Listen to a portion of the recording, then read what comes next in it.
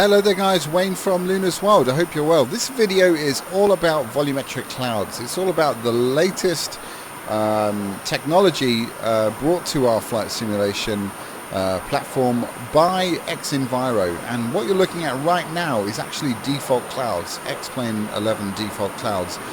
And I have to say, they don't look too bad from this perspective. They in fact, they look rather good.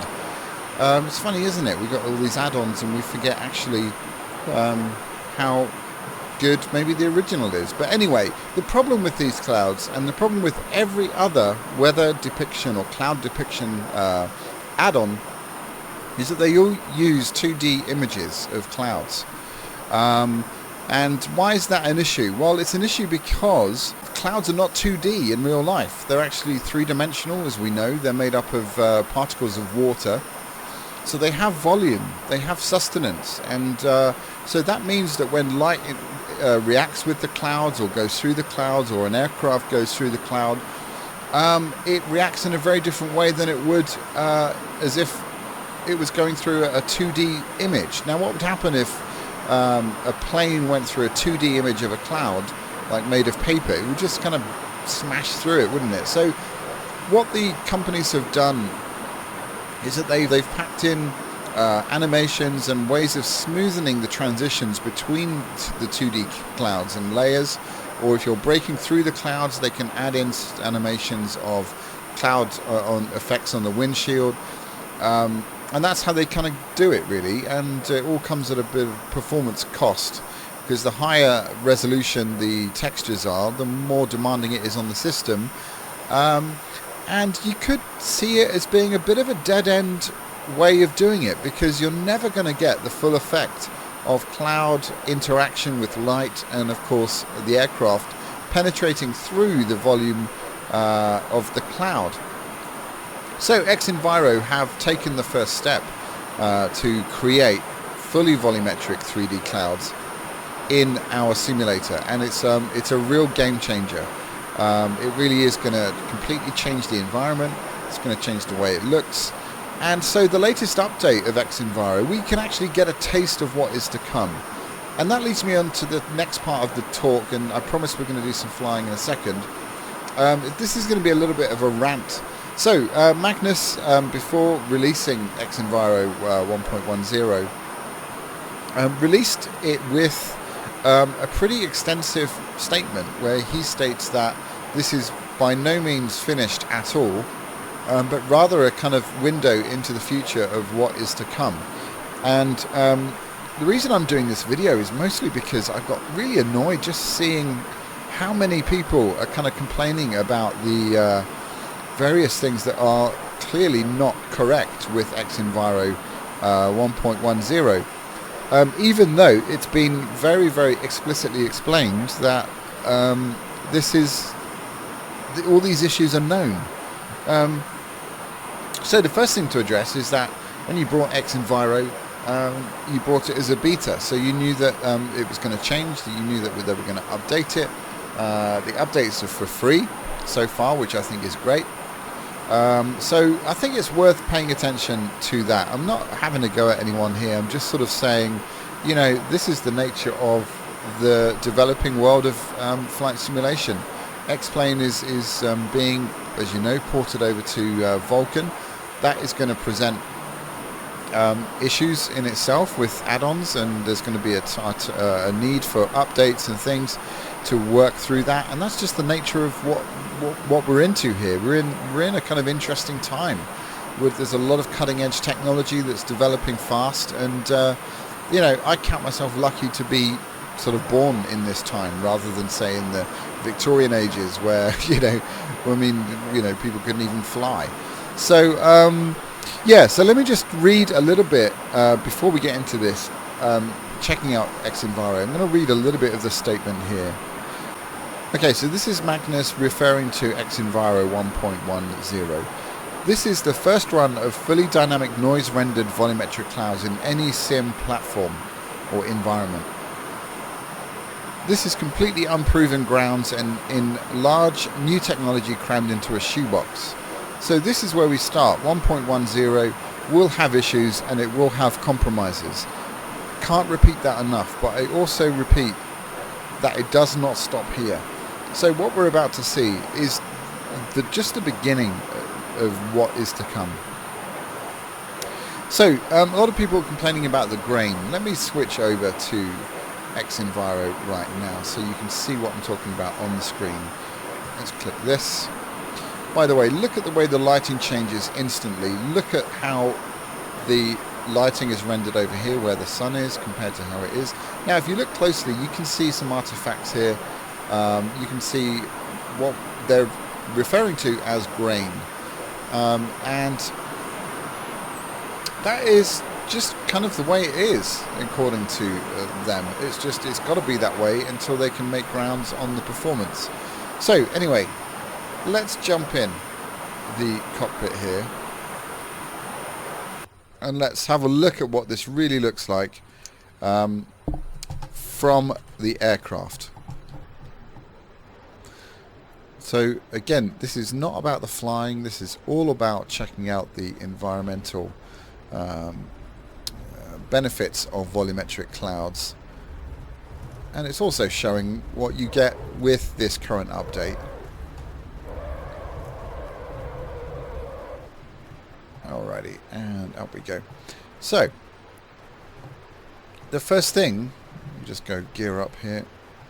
The first thing I'll draw your attention to is look at the cloud, how they rendered on the shadows down below. I mean, it's just absolutely fantastic. Look at the amount of shadowing. Look at the amount of scattering, light scattering. The general feeling of the environment here is truly remarkable. I can hardly believe what I'm seeing on my screen, and I hopefully you'll agree. I just think it looks absolutely incredible. Now what you have to do is ignore this kind of grainy stuff here, because that's just part, as Magnus said, part of it. Check out this as we go through the cloud, guys. Now we're going to lose performance closer to the cloud we get, but look at the feeling of going through a three-dimensional, fully rendered object.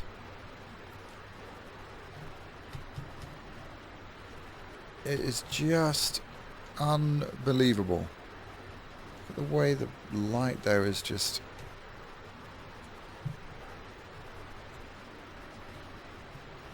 incredible. I've never seen anything like this in X-Plane 11 or any sim for that matter. And yeah, you know, there are performance issues here. There's stuttering. I'm getting 30 frames. I've got VSync enabled to smoothen it out a bit, but it's really not fantastic. But we know that already, so it's not a concern for me. It's not. I wouldn't use this regularly, but as an experience of what is to come with this, with xEnviro, this is truly incredible. Let's do a bit more cloud surfing here. It's so much fun. So I really get the sense that these are huge, real objects in front of me. They're not sort of flat. They're not sort of depictions of clouds. They are actually clouds. That's kind of how I feel.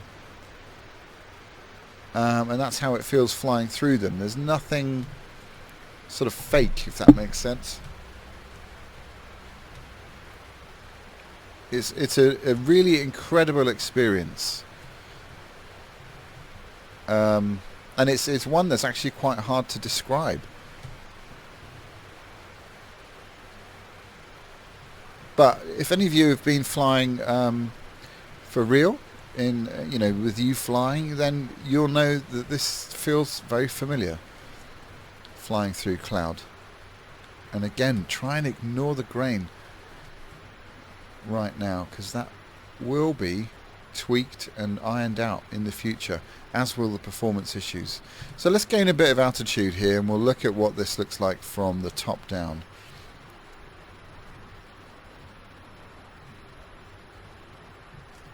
You know, and I've seen sort of memes of ice cream cones and things, and I just think it's really childish. I know the internet is a childish place and there's room for jokes and everything, but having read a thesis, and I'll put the link to this in the description, because If any of you are interested in knowing how to render volumetric clouds in a game environment, I know this is a simulator, not a game, but then it's worth a read. I'm not technically savvy with all the programming and all the maths of it, but it has certainly given me an insight into how this is done and how difficult it is and how limited they are currently with the X-Plane platform in many ways. So I think what they have created here is incredible. Now, let me just pause this.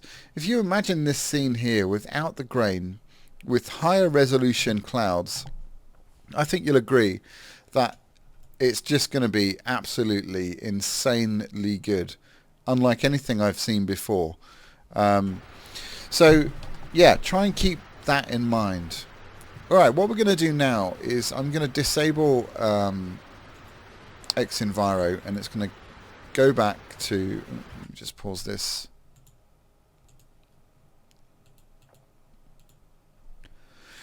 Now it's going to give us these default flat 2D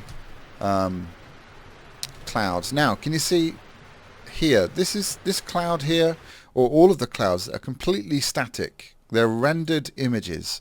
So while they look quite convincing, they're not living and breathing. So they're flat objects.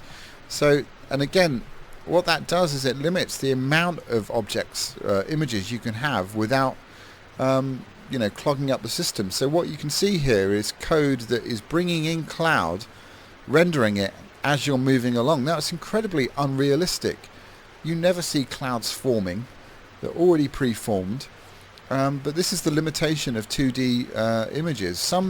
I think Ultra Weather X has done a better job at being able to render clouds first without getting too much of a performance hit. But as you can see, it's not great. And let's have a look at flying through these clouds.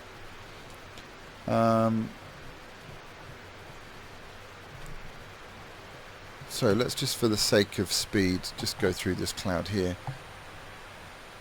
So you will see screen effects. You will see cloud effects on the screen. But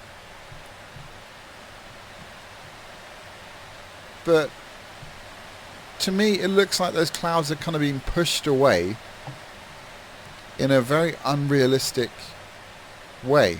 It's a bit like punching through an image made of paper. I don't know, it's hard to describe. It's kind of like the cloud is moving out the way before you get to the cloud. Does that make sense? I don't know. That's how I feel.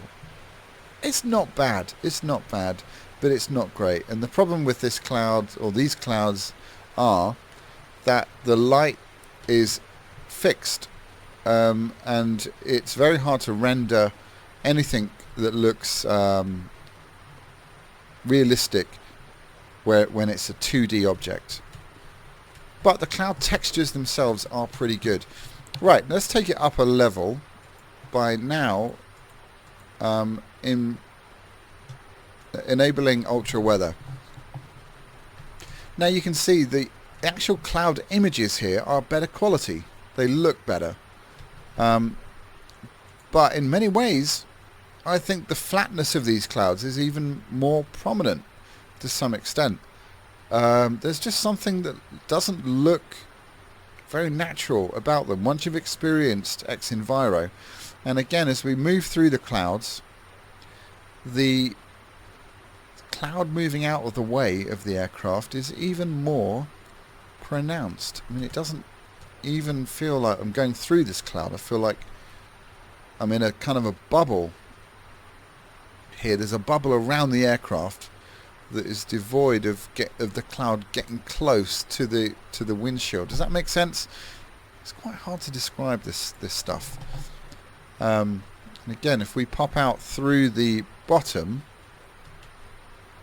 as the actress said, then all we do is get this sort of faded effect. You know, it's not bad. It's not bad. But let me just draw your attention back to, oops, wrong one.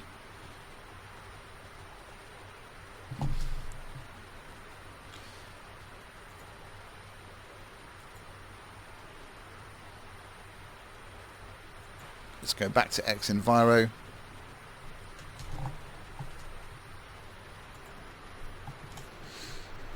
So the light scattering the environment, to me, is just incredible. So now we have living, breathing clouds. Clouds that move with winds. Clouds that will build under the right conditions. Clouds that will move and change and morph. And to me, it's just incredibly exciting that this is the first step of three-dimensional, fully three-dimensional volumetric clouds. This is, honestly, I really believe this is a game changer, and you can probably tell that I'm quite excited about it. And even though the experience right now, in terms of the performance and the graininess and all that kind of stuff, is not brilliant, but the feeling of flying through these clouds, even with that, is truly magical, and it truly reminds me of flying in real life, and that is what I want from my simulator. So guys, I hope that has been useful. Let me know your thoughts in the comments. My final thoughts are, this is the beginning of a total game changer in flight simulation, and it's happening on X-Plane 11, which is in many ways the obvious choice, and I'm so happy that it's happening here.